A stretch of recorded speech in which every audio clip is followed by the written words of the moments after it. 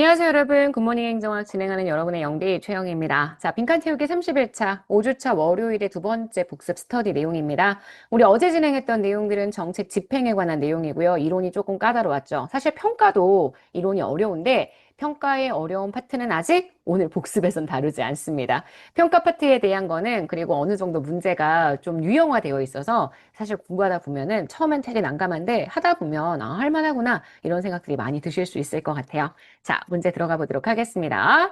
자, 주제 3번입니다. 정책평가의 의의와 유형. 제가 요거 진짜 많이 강조했어요. 정책평가는 우리가 지금 집행했던 정책의 수단, 얘가 정말 정책의 결과를 가져오는지 그 인과관계를 검증하는 겁니다. 제가 한 문장에 빈칸을 많이 안 만들어 놓는데 여기에는 꼭 빈칸이 있어야 되겠다라고 생각했던 게 정책 수단이 독립변수고요. 그래서 달성하게 되는 정책의 결과가 종속변수. 이 독립변수와 종속변수 둘의 관계를 보시는 게 정말 너무너무 중요하다고 제가 진짜 많이 말씀드렸어요. 자, 그래서 1번 선지를 구성해봤고요. 자, 정책 분석이 목표를 달성하기 위해 적절한 수단이 무엇인지를 판단하는 일종의 사전적 예측 과정이라고 한다면 정책 평가는 정책 결정과 집행 이후에 이루어지는 사후적 분석이다. 이렇게 정리를 했었죠. 그래서 지금 보시는 2번 사전적, 사후적 이렇게 들어가면 되고요. 3번입니다. 정책평가의 절차 중에서 어떤 단계? 평가, 모형, 작성 단계. 제가 이 정책평가 절차를 다 외우실 필요는 없다고 얘기를 했습니다. 얘는 그냥 평가 모형이라는 걸 작성해서 그 다음 가설 설정을 한다. 요걸 기억하시라고 했고 결국 이 정책평가 모형에 대한 얘기를 한 것도 정책이라는 정책 수단이 독립변수, 그로 인한 정책의 결과, 목표가 종속변수, 이들 간의 변수 간의 관계, 이걸 통해 가설 설정한다는 걸 보여주기 위해 선지를 골랐다라고 보시면 됩니다. 자, 형성평가는 프로그램이 아직 유동적입니다. 아직 변화 가능성이 클 때, 그때 프로그램의 수립과 수정을 위해서 실시하게 되고요. 오히려 총괄평가가 평가의 공정성, 최종적 성과 판단, 외부 평가자가 주로 하는 평가 방식이라고 이야기를 했었죠. 그래서 5번 총괄평가 들어가면 되고요. 자, 다시 우리가 평가의 목적에 따라 형성평가를 과정평가라고 얘기하면서 협의의 과정평가와 형성평가 두 개로 단계를 다시 나누어 봤습니다. 협의의 지금 보시는 과정평가일 것 같아요. 왜냐면 인과관계 경로 검증이라고 얘기를 하고 있기 때문에. 인과관계 경로를 검증하기 위한 평가는 우리가 이야기하는 과정평가고요.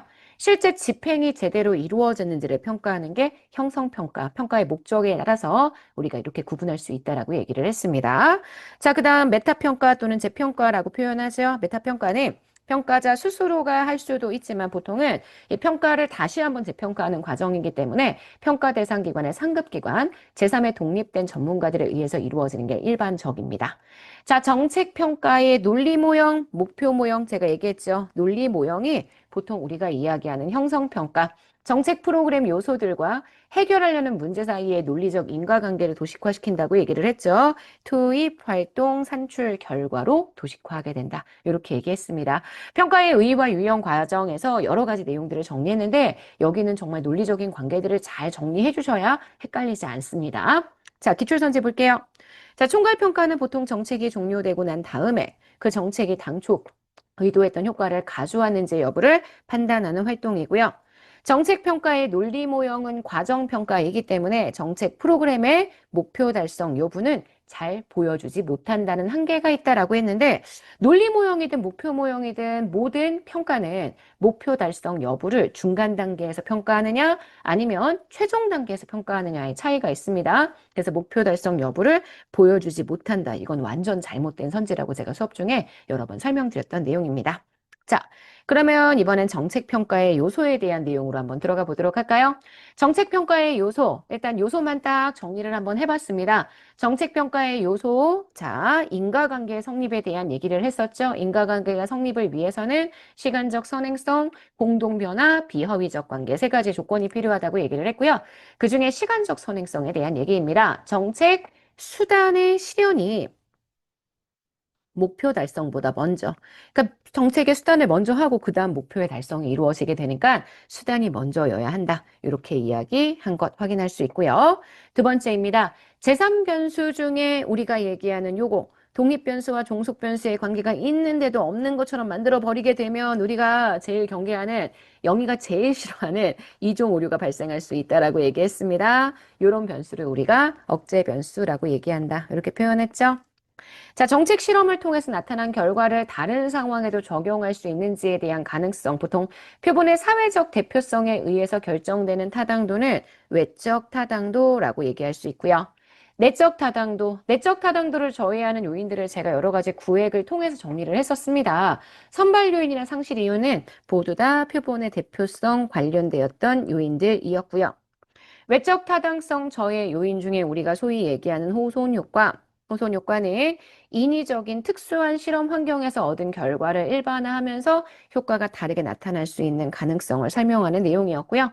자, 신뢰도는 타당도의 필요 조건이긴 합니다만 타당도를 충분하게 만들 수 있는 충분 조건은 아니었습니다. 따라서 타당도의 필요 조건으로 어떤 실험의 타당도가 높으면 신뢰도가 당연히 높지만 신뢰도가 높다고 해서 그게 타당도로 연결되는 건 아니다. 제가 이렇게 얘기를 했었죠. 자, 기출선지 뽑겠습니다. 자, 매개 변수는 독립변이인 원인인 동시에 종속 변수의 원인이다. 이건 말도 안 되죠. 독립 변수의 결과인 동시에 종속 변수의 원인이 되는 그러한 제3 변수고요. 역사 요인, 성숙 요인, 회귀 요인은 모두 외적 타당성의 저의 요인이 아니라 내적인 타당도 저의 요인입니다. 반복해서 측정했을 때 일관성 있는 결과를 얻는 저도는 타당도에 대한 내용이 아니라 신뢰도에 대한 내용이 되죠. 그래서 X. 자, 사실 지금 여기 파트는 제가 좀 급하게 정리를 했던 부분이어서 우리 화요일 수업에서 조금 더 차근차근 내용들을 다시 한번 볼 건데요. 그래도 일단 전체적인 내용들을 잘 파악해 주시는 게 되게 중요하다고 했었습니다. 여기에 연결해서 화요일 수업 들으신 분들은 화요일 날 제가 정리했던 타당도와 신뢰도에 대한 내용 잘 판단하실 수 있죠? 네. 자, 여기까지 해서 우리 오늘 굿모닝 행정학 마무리하도록 하겠습니다. 저희는 내일 아침에 또 만날게요. 오늘 하루 정말 여러분 거고요. 내일 아침에 봅시다. 여러분, 안녕.